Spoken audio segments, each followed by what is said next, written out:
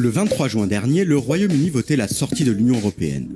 Une situation tellement inédite que personne ne sait vraiment ce qu'elle va donner. Et l'été n'a pas suffi à dissiper le brouillard qui flotte sur le Royaume-Uni.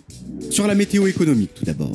D'un côté, à cause de la surprise du résultat, les indicateurs ont viré au rouge. Il faut l'avouer, c'était un peu la panique au début.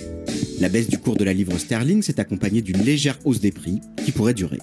À cause du nouveau taux de change, certains produits importés coûtent un peu plus cher, notamment pour les entreprises.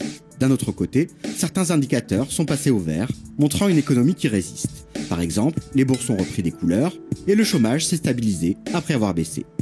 Le gouvernement avait d'ailleurs pris des mesures pour amortir le choc, comme un plan de soutien aux banques. Un choc donc, mais pas le crash annoncé. Mais pour combien de temps ? Eh bien pour l'instant, l'incertitude qui flotte autour du Brexit risque de conduire à un ralentissement de l'économie britannique, avec une croissance plus ou moins soutenue selon les prévisions. Ce ralentissement pourrait aussi toucher la zone euro et l'économie mondiale.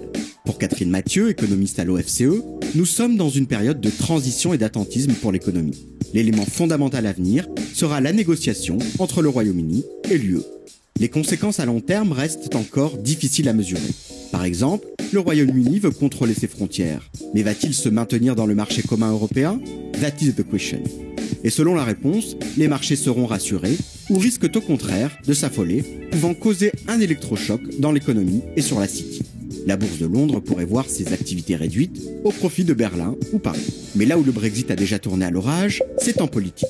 Les partis ont été très divisés sur la question du Brexit. Ce vote est clairement un revers pour le conservateur David Cameron, qui a laissé son siège de Premier ministre et de député, mais aussi pour le leader des travaillistes, Jeremy Corbyn. Ils n'ont pas su faire gagner le camp du Remain, du coup, en politique, c'est un peu le turnover.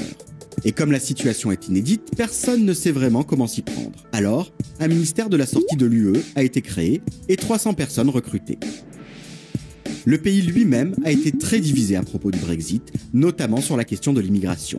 Les crimes de haine, par exemple envers les Polonais, ont bondi. En juin, leur chiffre a augmenté de 42% comparé à l'an dernier.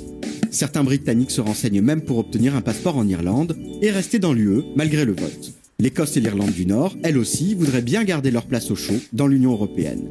Vont-elles rester dans le Royaume-Uni ou prendre leur indépendance pour se maintenir dans l'UE ? Enfin, il reste la question que tout le monde se pose. Il sort quand, le Royaume-Uni ? Eh bien, c'est pas demain la veille.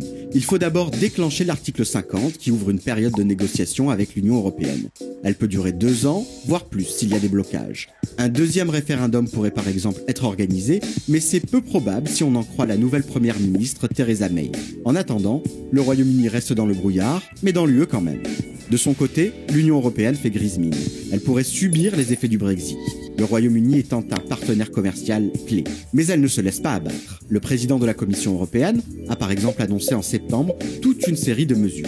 Car surtout, l'UE veut éviter un effet domino, que l'exemple du Brexit inspire d'autres États et menace un édifice européen déjà dans la tempête.